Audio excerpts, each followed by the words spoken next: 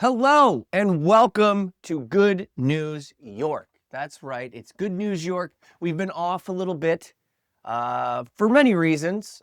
Some I can't get into, but I'll give you a hint. We have an expansion coming, and we are going to be announcing that soon, but we can't tell you exactly what that means, but it's exciting. That's why you're seeing my ugly mug today. Matt is off doing Matt things, biz. So you're stuck with me this morning. It is Monday. Happy Monday. I had a great weekend. I hope you did too. I had one of those weekends where when someone's like, hey, what'd you do? And I'm like, nothing. But at the same time, I did so much. It was a productive adulting kind of weekend. It was a weekend of, rearranging the garage. It was a weekend of cleaning out the front closet, all that boring shit that we do as adults. But then something happened. My wife came up the stairs with a look on her face, and I knew what it meant. It's time to decorate for Christmas? What? That's right. What is it, November 1st? Are we at November 1st? Yeah, so technically, was yesterday October 31st? No. Okay, today's the 3rd. See, I don't even know what day it is. We decorated on November 2nd for Christmas, and I was so torn by this. My wife made a good point. She came up and said, look, we have a wedding next weekend.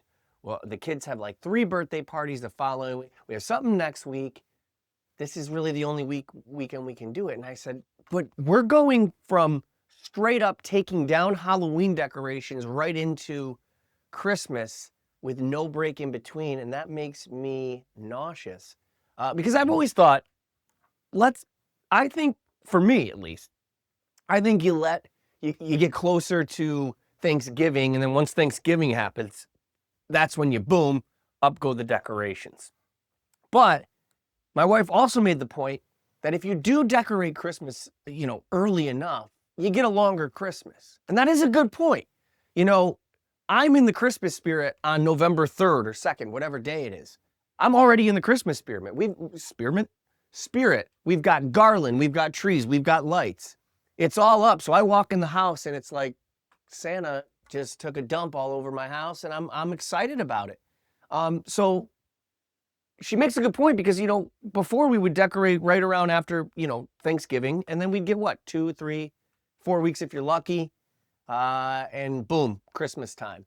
So I guess my question is, did we decorate too early? I don't know. It makes sense scheduling wise, but people are walking in our house going, what do you guys do? Why? We're like Lowe's. Like all of a sudden you go to Lowe's in October and they've got the Christmas stuff up already. So we did a little bit of that. Another thing that happened.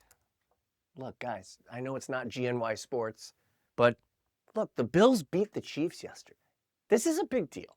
Even if you don't watch football, you at least heard about it.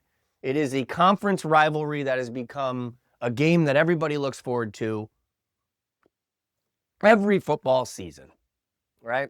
And by the way, if you don't know, we have a new side quest of Good News York called GNY Sports, Good News York Sports, hosted by me.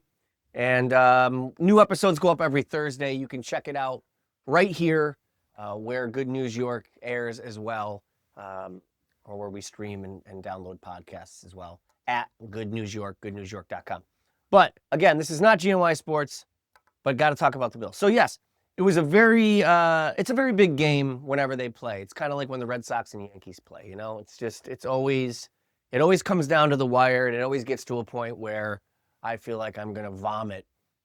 And that's exactly what happened. They never make it easy.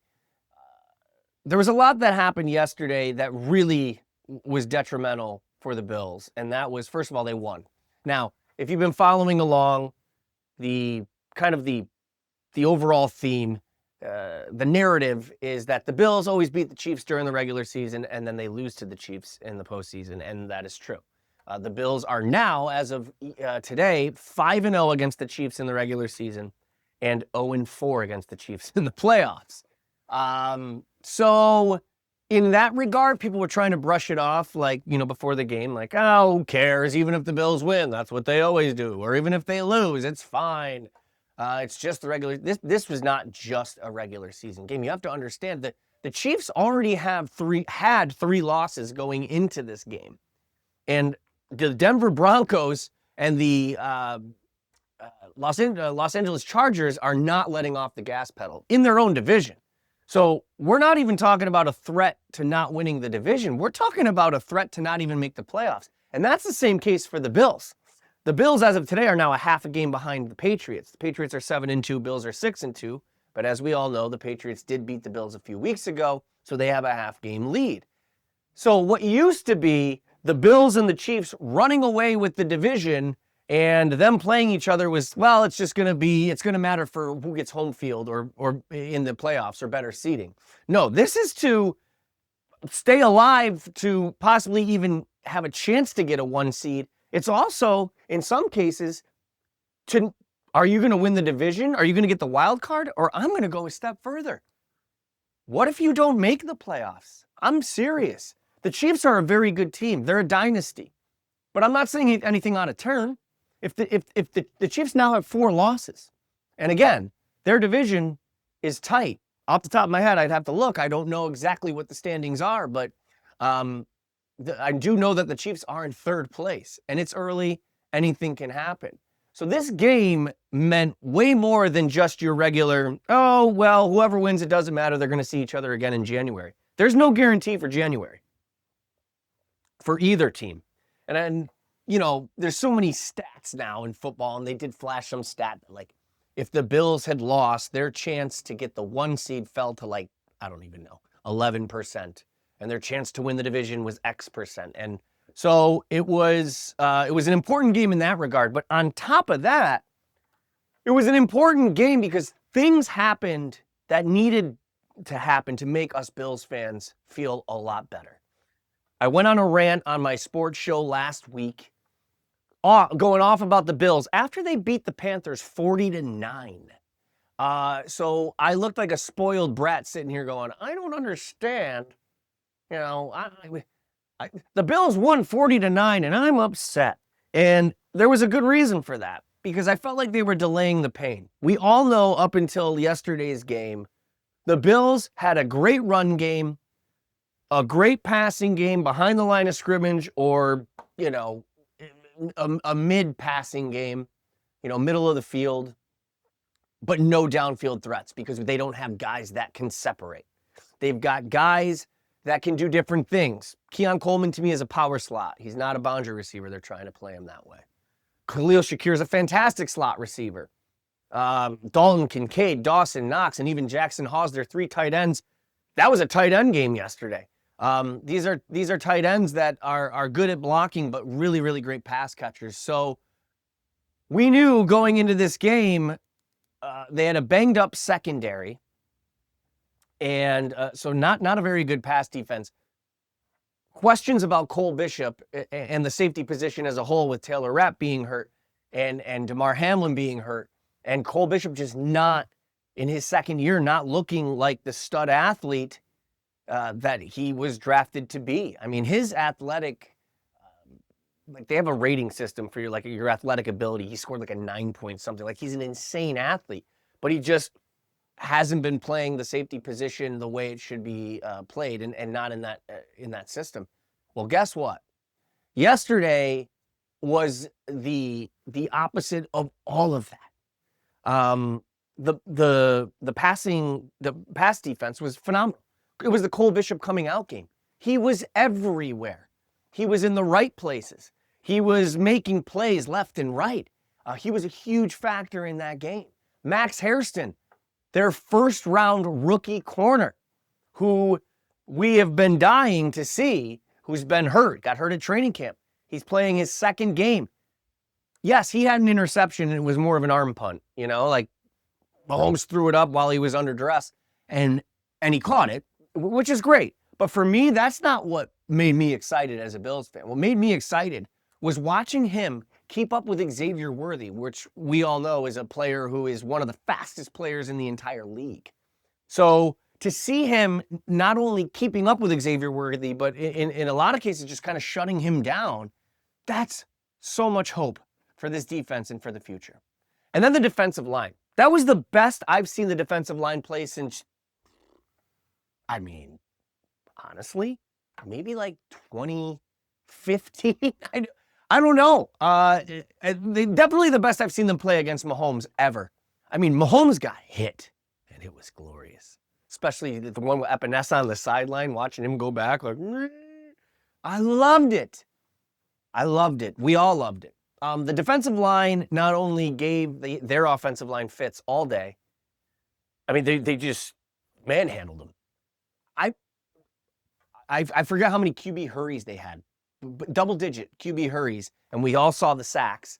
Joey Bosa, for me, justified his entire contract. I mean, he's been playing well all year. He justified his entire contract yesterday. He was a game record. He was the Joey Bosa we were all praying we would get. And let's pray that it stays that way. Why? Because Ed Oliver's been out, as we know.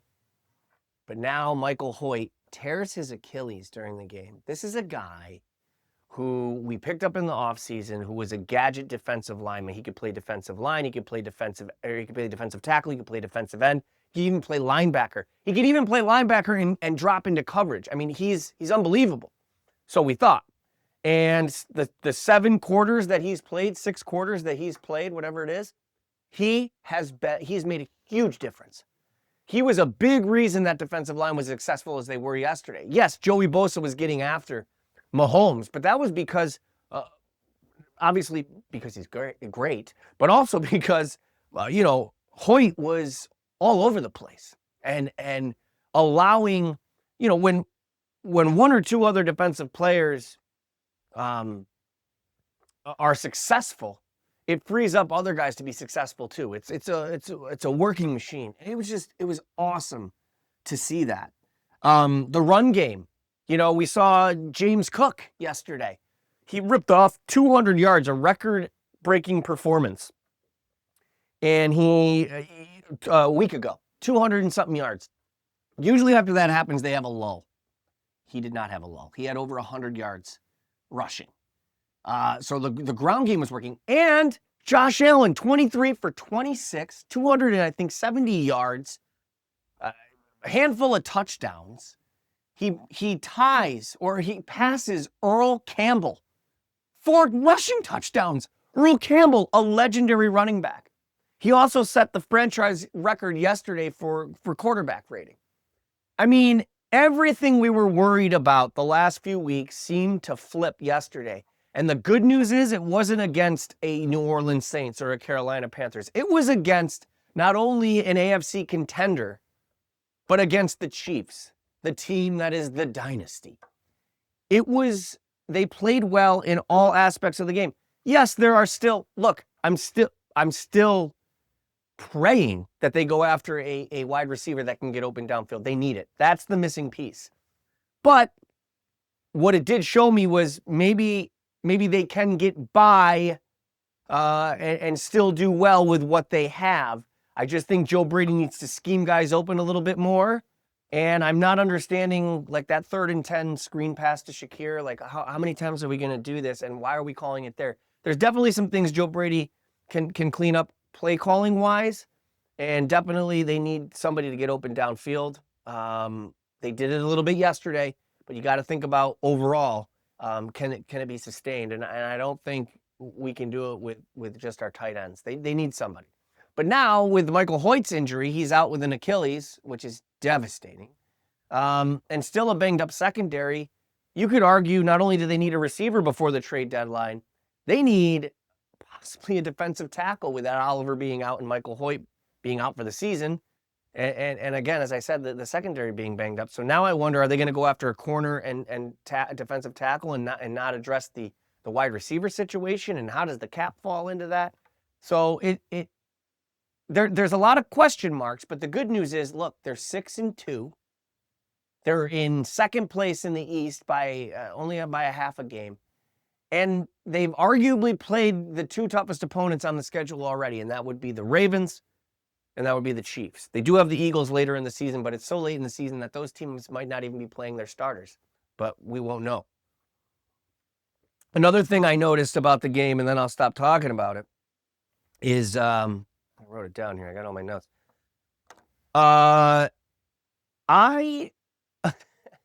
Reggie Gilliam is a fullback, and back in the day, a fullback, a fullback was a position like the Mike Allstott days, right? Like the Allstott days where they used fullbacks like running backs. It's an old school position. Now they're mostly used for blocking. It's something that you don't really, if you hear about a fullback, it usually means they did something wrong. Let me tell you something.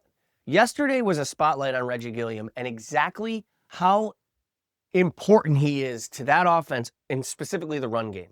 They were showing how they were pulling Gilliam and using him for zone blocking inside and outside, and he was just clearing holes for James Cook. And by the way, and that was also because of how great their offensive line is as well.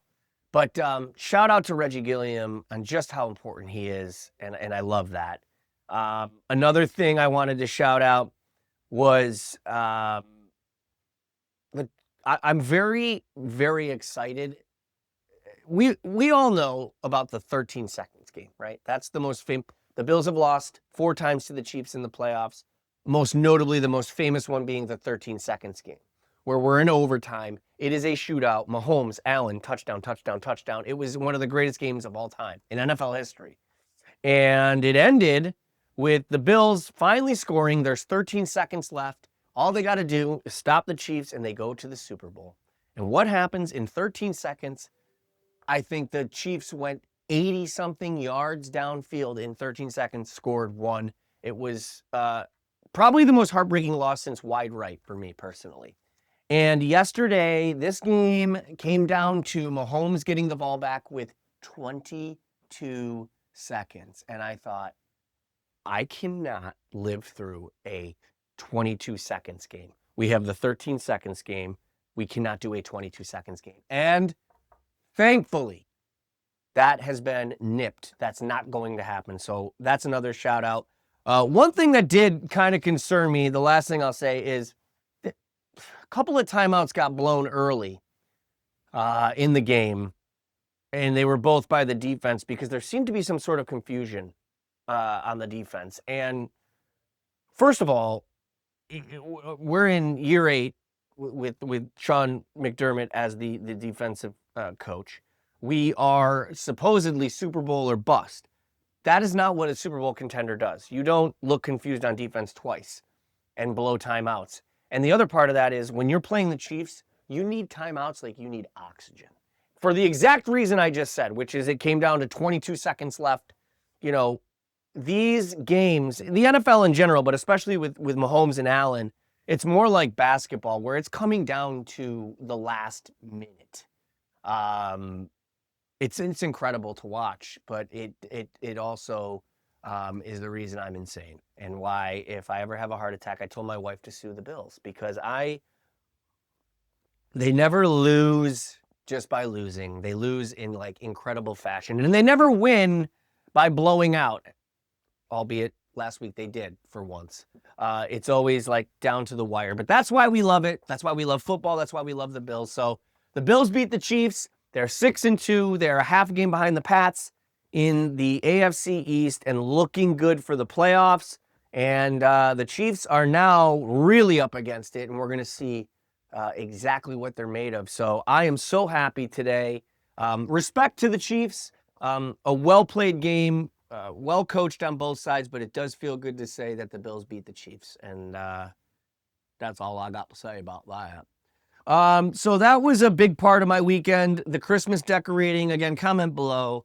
What do you believe is the cutoff, or at least the start date to when you should start decorating for Christmas? I came up with this idea, by the way, and it's either really stupid or really cool. That's how it works with me, one or the other. I think I mentioned this on Good News York with Matt a while ago. Maybe not. But now that the weather's changing, and when I check the weather in the morning, it's usually like, Alexa, what's the weather going to be like? And she's like, the weather today will be a high of 90 and a low of 37. And I'm like, well, how the fuck am I supposed to plan for that? So I never know what to wear. I'm a dude, right? And I want to, can somebody, and look, if someone comes up with this, just include me in it, all right? If you're going to steal my idea, it's timestamped. I always thought, like, I wish there was an app where, you know, you don't have to input every piece of clothing that you have. That would be, nobody wants to do that. Ain't nobody got time for that. But, you know, you just kind of put an idea of, like, I have, you know, sweatshirts, zip-ups, pants, shorts. This is what I like to wear. And so you wake up in the morning and you step outside and you take a deep breath. ADD. You wake up in the morning, you look at the app, somehow it's tied into the weather, and this app will say, Mike, good morning. I think today is a jeans and t-shirt day, but maybe bring one of your zip-ups because it's going to get colder later. Because half the reason I'm running late in the morning is I cannot decide what to wear because the weather is bipolar. So I have to believe is there an app out there that does this? And if not, there should be. Comment below, email me, hit me up. Let's get this thing going. I want to do it. It'd be so much easier. And lastly, you know, with the holidays right around the corner, it's holiday movie season. And, you know, Home Alone 1 and 2 are a big one in our house.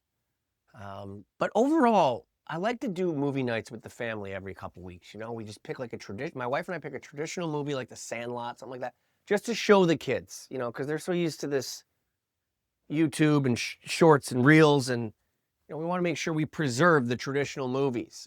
And I got to say, Willy Wonka and the Chocolate Factory is definitely one of my favorites, the original. And I keep forgetting, and I think Good News York needs to take a trip to Lowville, New York. Does anyone know where Lowville is? We're talking way up, Watertown area, right? Way up. We're basically in Canada. Because guess what? In Lowville, New York, there is a veterinarian. And I don't know his name because I forget the actor's name, but he is the actor that played Charlie in Willy Wonka. And I don't know, I know some people in central New York and in New York State in general know that, but I don't think enough people know that. And I'm not saying go harass and bother this poor man, because I'm sure that's probably what he gets all day, every day. But I do think that we need to find this man and see if we can get him on for an interview, because for those of us who grew up with Willy Wonka and the Chocolate Factory, or some people call it Charlie and the Chocolate Factory, I don't know the difference. I don't know if there is a difference. You know, it's a huge nostalgia piece, and to think that Charlie is just chilling up in northern New York, being a vet, we got to find this guy, because I would love to interview him. I mean, I don't even know what question. I don't want to be the guy that asks like the dumb questions of like, what was it like working with Gene Wilder, or was it real chocolate in the river? You know, I want to just talk to the guy and hear about his life, and if veterinarian was always the plan, or, but yeah, if you didn't know that little fun fact. Anyways, I'm rambling at this point because it's just me, your pal Mike Brindisi. You can follow me on all socials at Mike B TV. Good News York is back, and we will be back tomorrow, the next day, and the next day, and Matt should be with me, hopefully. And we've got many guests coming up. You can check us out on all socials at Good News York and goodnewsyork.com for new episodes, clips, and all that good stuff. And for today, we will see you tomorrow.